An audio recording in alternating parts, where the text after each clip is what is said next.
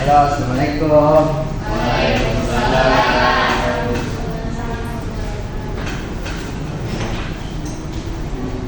Tadi belajarnya sama siapa?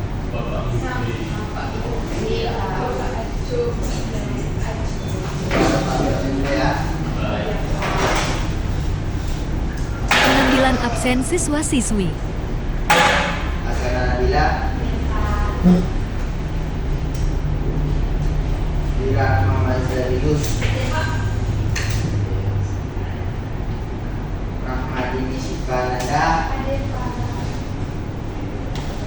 Rahman Sidik. Hadir Pak. Rahmat Dika Pika. Hadir Pak. Umar Hamdan. Ustaz Adan. Hadir Pak. Jahulan Binari. Dia Fadila. Hadir Pak. Jenny. Ya, hadir Pak.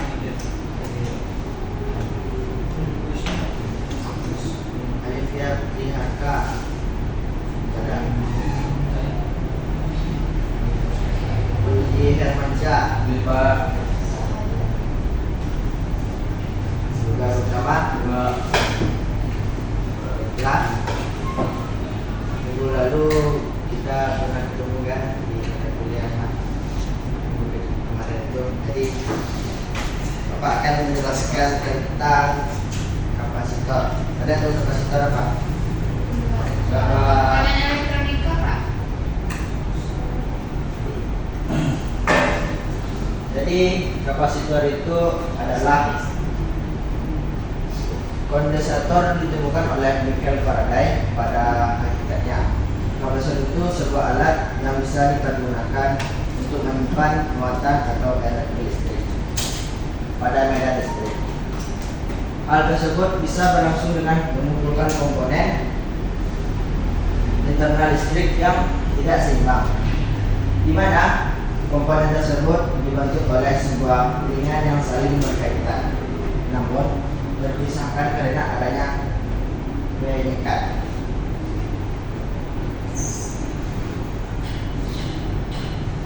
Fungsi kapasitor itu yang pertama ada untuk menyimpan arus dan tegangan listrik sementara waktu. Kedua itu sebagai penyaring atau filter dalam sebuah rangkaian elektronika seperti power supply atau adaptor. Yang ketiga itu untuk menghilangkan boncengan atau bisa disebut percikan api apabila dipasangkan pada saklar. Yang keempat itu sebagai coupling antara rangkaian elektronika satu dengan rangkaian elektronika yang lainnya. Yang kelima itu untuk menghemat daya listrik apabila dipasangkan pada lampu neon. Dan yang terakhir itu sebagai isolator atau penahan arus listrik.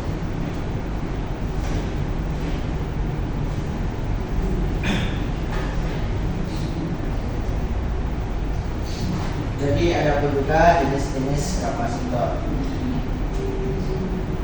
Jenis kapasitor itu bisa berdasarkan sifatnya yang diklasifikasikan menjadi dua, yaitu kapasitor terpolarisasi, bisa disebut juga polarizer, dan tidak terpolarisasi, dan bisa disebut juga unpolarizer.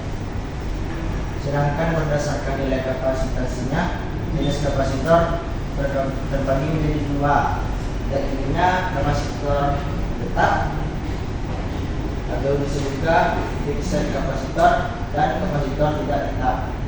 Bisa disebut juga dengan kapasitor paralel. Kapasitor nilai tetap atau fixed kapasitor adalah kapasitor yang nilainya konstan tidak berubah. Adapun jenis kapasitor yang tidak tetap, yang pertama itu kapasitor keramik, bisa disebut keramik kapasitor. Kapasitor keramik adalah kapasitor yang isolatornya terbuat dari keramik dan berbentuk bulat, tipis ataupun persegi 4 depan. Nah, kapasitor keramik tidak memiliki arah atau polaritas, jadi dapat dipasangkan bolak-balik dalam rangkaian elektronika. Kedua itu kapasitor polyester atau disebut polyester kapasitor adalah sebuah isolatornya terbuat dari polyester dengan bentuk persegi 4.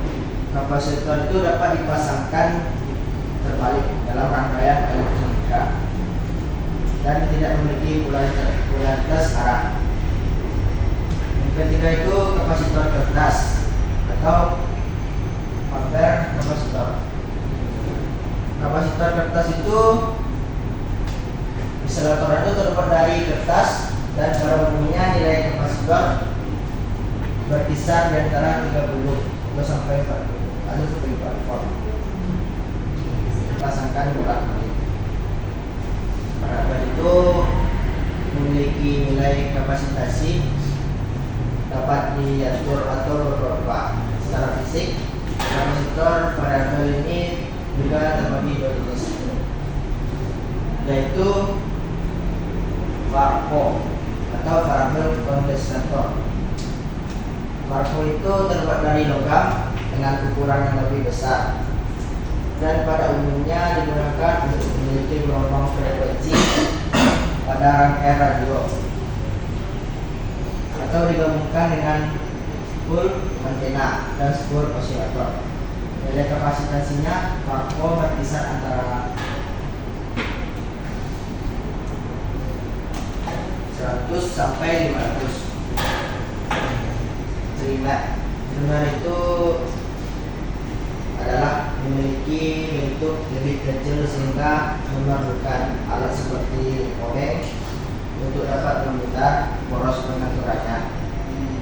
Silinder itu terdiri dari dua belah logam yang dipisahkan oleh selembar kaca dan juga terdapat sebuah rel yang mengatur jarak kedua belah logam tersebut sehingga nilai kapasitasnya menjadi berubah-ubah. Kita masuki di prinsip kerja kapasitor. Di samping gambar ini adalah struktur atau komponen kapasitor yang terdiri dari dua buah lempengan logam yang disusun secara paralel dan berdekatan satu sama lain. Keduanya itu lempengan metal tersebut dipisahkan oleh suatu bahan di elektrik. Jarak atau kedua lempengan disebut juga sebagai dielektrik. Proses pengisian kapasitor itu atau kondensator dimulai ketika beda ujung belah metal diberi dengan listrik. Muatan positif akan mengumpulkan salah satu kaki dan juga elektroda metal dan pada saat yang bersamaan muatan-muatan negatif terkumpul pada ujung metal yang satu lagi karena dipisahkan oleh bahan elektrik dan non-konduktif. Muatan positif itu tidak dapat mengalir menuju ujung-ujung negatif dan dua muatan negatif tidak bisa digunakan menuju ke ujung positif. Ketika elektron mengalir dari sumber tegangan ke salah satu lempengan kapasitor. Jadi sama kayak yang pertama. Lempengan lainnya kehilangan elektron. Akibatnya terjadi ketidakseimbangan muatan listrik antara kedua lempengan muatan listrik. Ini akan terus tersimpan dalam kapasitor selama jangka waktu tertentu. Kapasitor itu memiliki dari pelat konduktif biasanya terbuat dari logam yang dipisahkan oleh bahan isolator yang dikenalkan elektrik atau dielektrik. Ini bisa berupa udara, keramik, kertas, plastik, dan bahan-bahan lainnya yang memiliki sifat isolasi listrik yang baik. Ketika tegangan diterapkan pada kapasitor medan listrik, terbentuknya di antara pelat ini. yaitu pengisian dan pelepasan muatan. Ketika tegangan volt diterapkan pada terminal kapasitor elektron dari satu plat akan ditarik ke plat lainnya melalui sumber tegangan. Ini menyebabkan satu plat memiliki kelebihan muatan negatif, sementara plat lainnya memiliki kekurangan muatan, bisa menjadi positif. Proses ini terus berlanjut sehingga tegangan antara plat-plat mencapai nilai tegangan yang diterapkan. Jumlah muatan yang disimpan pada kapasitor sebanding dengan kapasitasi dan tegangan diterapkan sesuai dengan bersama. Kapasitor sering digunakan untuk penyaringan atau menghilangkan noise dan sinyal, menyimpan energi sementara mengatur waktu dalam rangkaian timer dan osilator,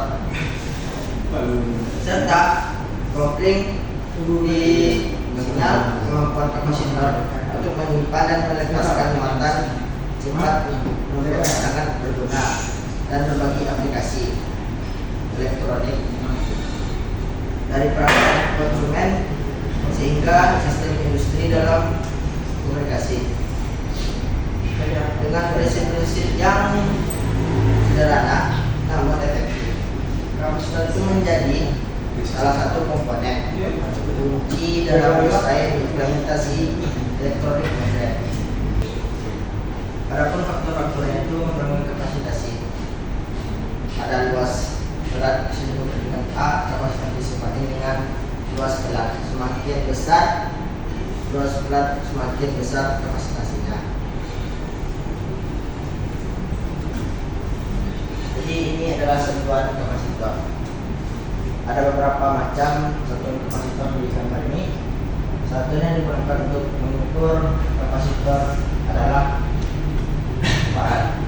Namun dalam praktiknya kapasitor itu dengan kapasitas besar umumnya digunakan atau diukur dalam satuan yang lebih kecil seperti mikrofarad, nanofarad atau picofarad. Nilainya kapasitor menunjukkan seberapa besar yang dapat disimpan oleh. Jadi ini adalah rumus kapasitor. Michael Faraday ini menciptakan sebuah arus kapasitor, rumus kapasitor yang mana rumus tersebut yang Bapak akan kasih contoh soalnya.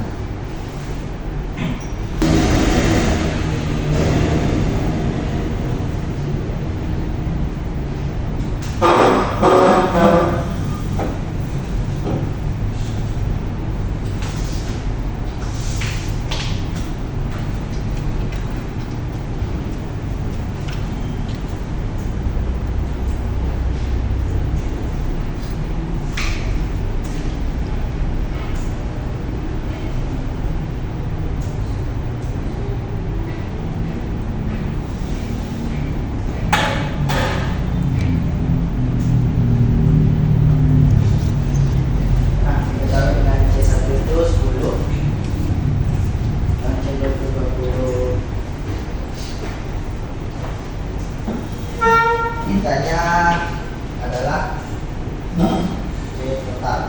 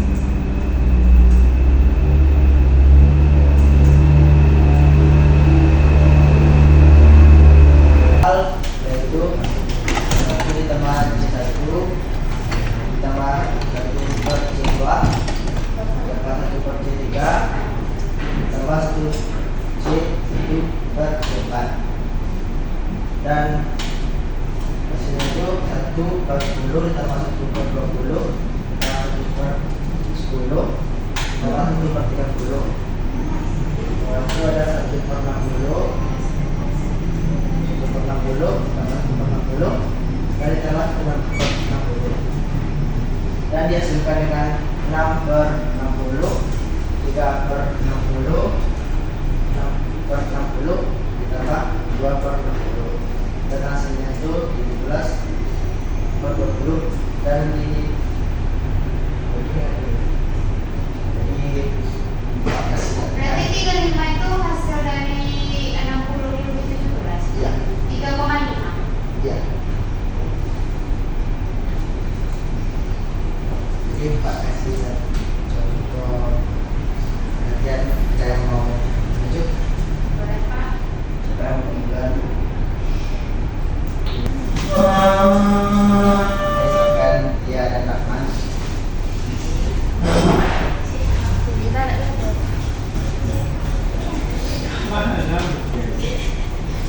Mana? Tapi itu boleh.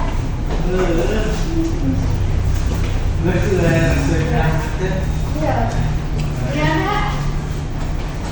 Cinta SMK ya, Pak. ya silakan perhatikan teman-teman kalian untuk mengisi latihan ini.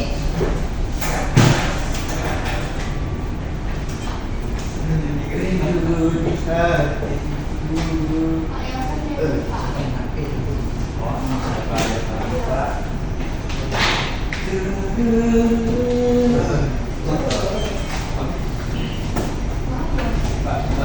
Bulan bawa bintang menang.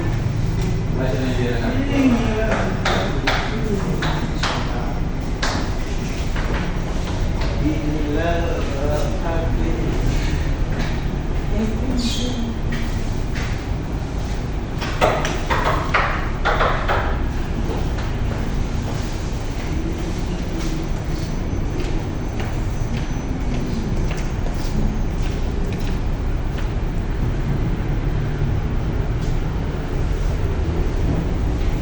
bulan pun tahu aku sedang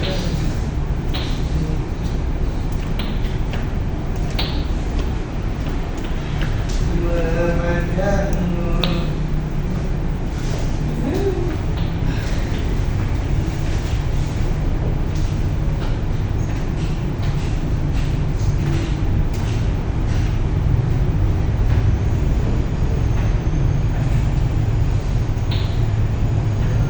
Kau selalu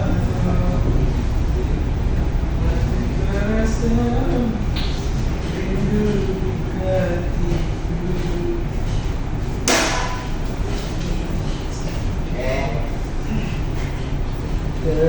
Tertinggal isi hidup. Tidak tahu lagi. Enggak tinggal ada kontes.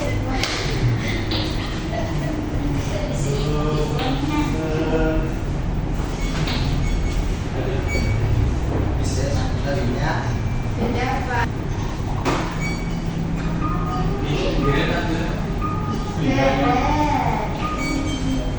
Tidak merasa dikaya dari semua bumi. Masuk posisi.